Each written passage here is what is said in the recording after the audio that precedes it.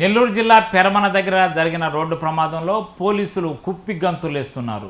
ఇసుక మాఫియాను కాపాడేందుకు అనేక రకాలైన ప్రయత్నాలు చేస్తున్నారు. ఇసుక మాఫియాకు దాసోహంగా మారారు. 7 ప్రాణాలు బలి తీసుకున్న డ్రైవర్ను అరెస్టు చూపారని తెలుస్తుంది.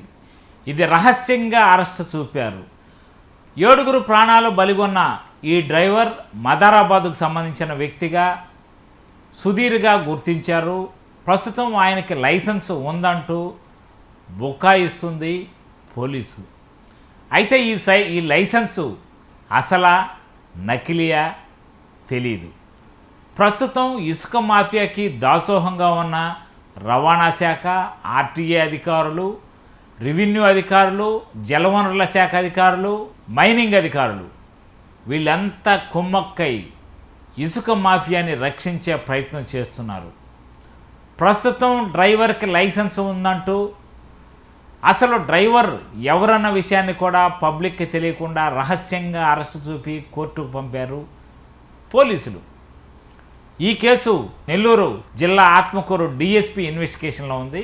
ఈ కేసును ఇన్వెస్టిగేషన్ చేస్తున్న అధికారిగా డిఎస్పీ వేణుగోపాల్ వ్యవహరిస్తున్నారు.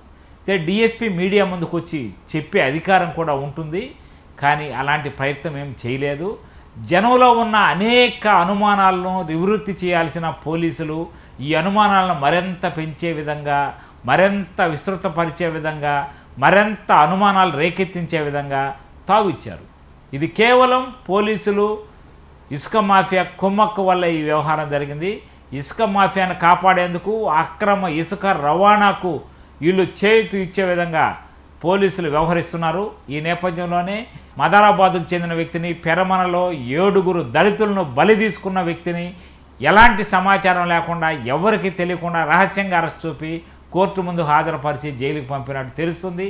దీనిపై పోలీసు బహిరంగ ప్రకటన చేయాల్సిన అవసరం ఎంతైనా ఉంది.